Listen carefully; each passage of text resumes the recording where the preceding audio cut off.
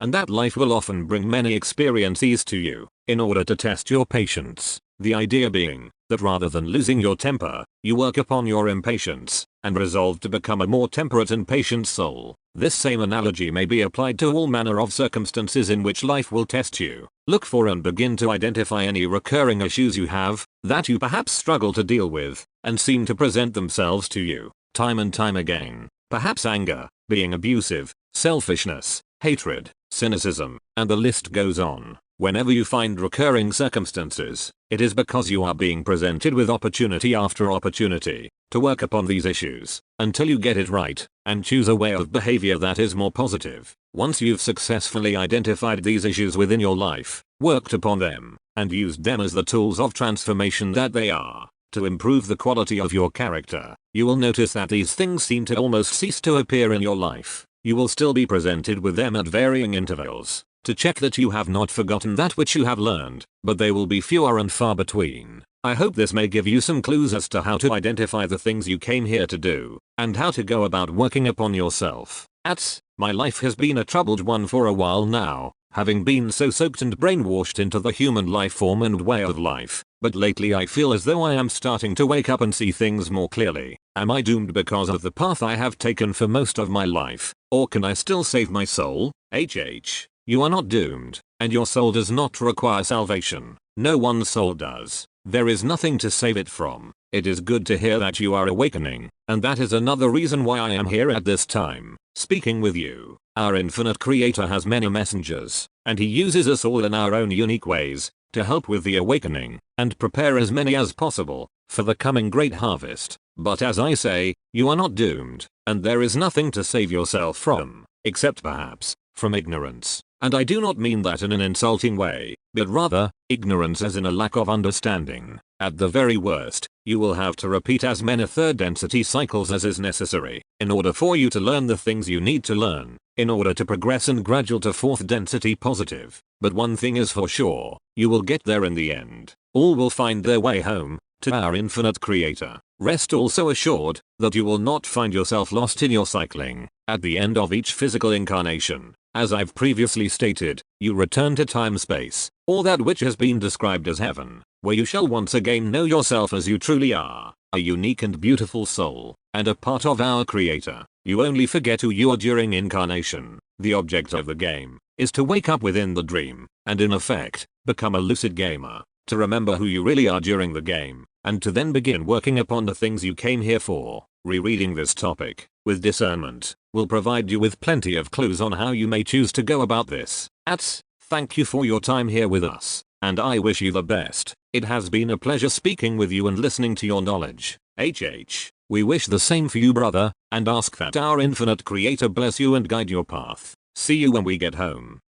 So, is the harvest an all or nothing event, or will it be a mixed harvest? A few moving to fourth density, a few moving towards fourth density in service to self, the great majority repeating third density? And if only 94% go to fourth density negative, then you have to repeat third density and try again for a 95% negative harvest? If so, then I would hate to imagine how much more negative your people would make the earth at that point. I'm still confused about your part in this. In order for you to move on the fourth level, it must be a 95% negative harvest. In other words, to reward your people with fourth density, 95% of the human souls have to be, in the self-contemplation process, as far away from the infinite source as humanly possible. That just doesn't feel right to me. It does not feel right to you, as it is not right. You have not entirely grasped the concept. I shall attempt to clarify. The harvest is mixed. Those who are 51% or over on the positive path will graduate to fourth density positive.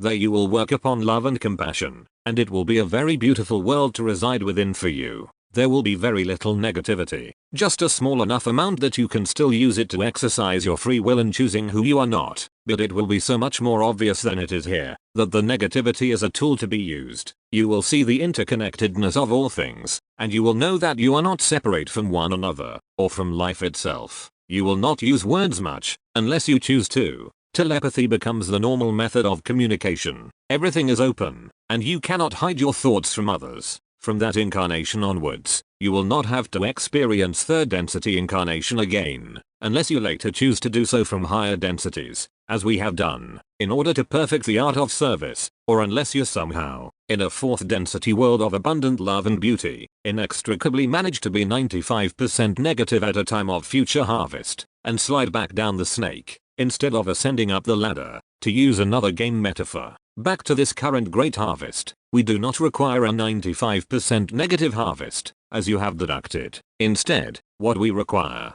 is for us to personally attain a 95% negative polarity for ourselves, not for you. We must be 95% negative, at least, in order to graduate to fourth density negative, and earn the opportunity to clear our karmic record of all the negativity we have created on this planet, before returning to our rightful place as sixth density guardians of our galaxy, and teachers of wisdom to those in lower densities that ask for our assistance. If we do not make it, we will remain trapped in the third density cycle with all those between 94% negative and 50% positive, what I termed lukewarms, and have to continue to provide negative polarity for you. Harsh as it is, our only way out is to be as negative as possible, to graduate. We cannot choose to be positive, because that is not what we came here to do for you. That's why I often have referred to all the horrible things we've done here as our sacrifice.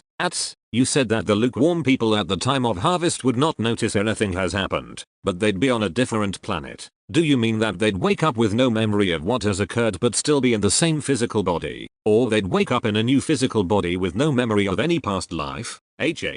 There will be a short experience of 0-point time, where you feel utterly at one with your infinite creator. It will be a feeling of blissful, ecstatic expansiveness and unity, whilst your physical vehicles' bodies are dissolved back into light, and transported to your new environment. When that transition is complete, the 0-point time will end, and you will appear in your new game zone, planet. You will look the same, think the same, feel the same. In fact, it will be just like you all had some mystical experience, and life will carry on as normal for you. Same houses, family situations, jobs, friends, lovers, everything will seem the same as before. You will not remember the great harvest or earth changes that occurred as the planet Earth heals and regenerates herself, but you will recall your mystical experience, and that will give you hope and a new opportunity to choose a more positive future for yourselves. There will still be the same negative polarity to overcome, but if we are successful in our negative graduation, which we shall be, others are standing by to take our places, pulling the strings from behind the scenes. We have more than done our job in discharging our service to you, and we are tired. It is time for us to clear our karmic record and return to being the being of light, which is our true essence. You keep saying help is available to those searching for truth. All we have to do is ask, what is the best way to go about this? I have never had the ability to remember any of my dreams. Read back. I have given guidance on dream recall previously. It takes practice and is a slow process, but you have to start somewhere. Be patient with yourself. What specifically can I do to receive guidance on how to reach the state where it is easier to discern truth from untruth? Work upon yourself. Go inside, in a state of meditative contemplation. Still your mind, that your soul may have room in which to make its still small voice heard. Ask your infinite creator to help you, and listen to your inner voice. Be patient. It takes time to develop this inner communication, after a lifetime of neglect. When you persevere and keep working on yourself, gradually it will come to you, and when it does, you must learn to trust in your inner guidance, no matter what others may say. That is the ultimate test, to trust what you know deep inside as your truth, even when the whole world tells you that you are wrong. It is hard work to trust yourself when all those around you doubt you and call you crazy, but it is the job you came here to do. The only real and lasting truth is a self-realized one. Messengers can come and go and show you truth until they're blue in the face, but it will not be your truth until you have realized for yourself, deep within the core of your being, that it feels true for you. You should never accept something as true just because someone tell you it is so. But when your inner voice guides you that a truth is true, and you feel that old warm feeling of excitement welling up from somewhere deep within, that says yes, I knew it, hold on to that feeling. Feelings are the language of your soul, and guard it carefully, as you can be sure that your newfound beliefs will be challenged in many ways. It is designed this way, to test you. Your inner truth must be able to withstand the test of time, and will be given a thorough examination. Hold fast to it, so long as it is what you know to be true deep within. Allow nothing or no one outside of you to pull you from your path. No matter how fiercely they contend with you, they are just doing their job, even if they may well not even be aware that this is what they are in fact doing. They are performing an important service to you, and you should be grateful to them for that. We wish you well on your journey, and ask our infinite creator to protect and guide you upon your path. Arc de Triomphe. I do not have the time to go into your many questions, so I will just select a few I can answer briefly, as I still have so many questions to get through. Do the Orion occultist groups specifically target civilizations before they become a social memory complex? Yes, but that does not make them immune to targeting others too, if they allow any chinks to appear in their armor. In short, the Orion Empire are fourth density negative. They are lost in the sense that they have drifted so far from their true nature, that despite many attempts, we have been unable to reach them, and help them to develop. They exist within their group soul complex, mostly as a group of discarnate entities, within the astral planes of the planets they visit. They have no intention of returning home, and instead seek to feed off of negative energy, to keep themselves going, as they are disconnected from their inherent natural life force, by refusing to abide by the infinite creator's incarnational principles. The time we spend between lives in time-space is intended to restore our soul energy from within, in order to continue our upward progression. They are essentially imprisoned within the fourth density negative cycle, as there is no negative harvest beyond the fourth density, so they spend their time traveling the galaxy, basically using the dark side of the force, negativity, to achieve their means. They will eventually be brought back before the one infinite creator, and dissolved back into the intelligent infinity, source of all, though they are being given every chance for as long as possible, to learn the error of their ways, and return to seeking the positive, and to begin their journey back home. Their main trouble is, they do not want to go home. They see themselves as being gods, and do not intend to submit to the authority of the one. That's why all the sudden ramping up of control mechanisms. The Great Harvest is fast approaching. Time to really bring on the polar extremes. That's the Montauk Project. Fact or fiction? The project is fact, though the publicly available information is in some ways corrupted. That's best ways to decipher between truth and fiction other than what we perceive to be truth specifically and concerning the New Age agenda and the dogmatic church's ideologies. Follow your heart, listen to, and trust your inner voice.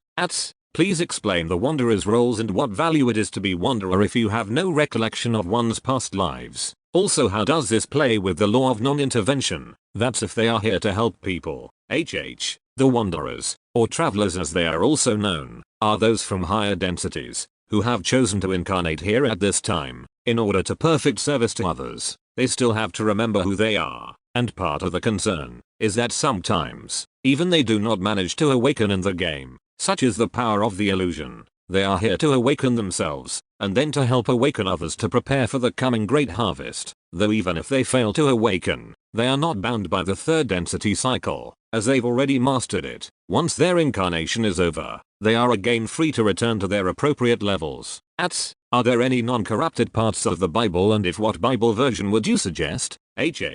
Number. As with all sacred texts, they have been distorted from the original information that was given with each translation. Though again, as with all sacred texts, there is still much truth hidden within them, much of it being metaphorical. If you can find pre-King James versions, that is the closest you will get. Good luck with that. Was the Rothschild lineage the organizer of the Illuminati in which Weishaupt later formed? Number. Weishaupt was just a puppet on a string. The Rothschild lineage, not its original name, were the preeminent line closing the net of control over humanity, but even they are a lesser line within the family. As I have said, the names you know do not have the real power. They are part of the family, but not an original part. My question is this: what can I do to attract more like-minded individuals to come together to uplift my peoples turning to the path of ascension? I've decided that this is what I can do to express my personal act of service to others. And a very wise and compassionate decision it is. We are proud of you. The most important thing is not to force things, and not to be so impassioned in your delivery of your message, that you put people off the content of the message itself. There is a balance that needs to be found, between your urgency to awaken others, and your compassion for the lack of understanding in their condition. Always adhere to the law of free will, and never force your message. In getting your message out there, whilst being informative, always do your best not to feed the fear and paranoia, as this will act contrary to your intentions of raising the vibration to positive. Deliver your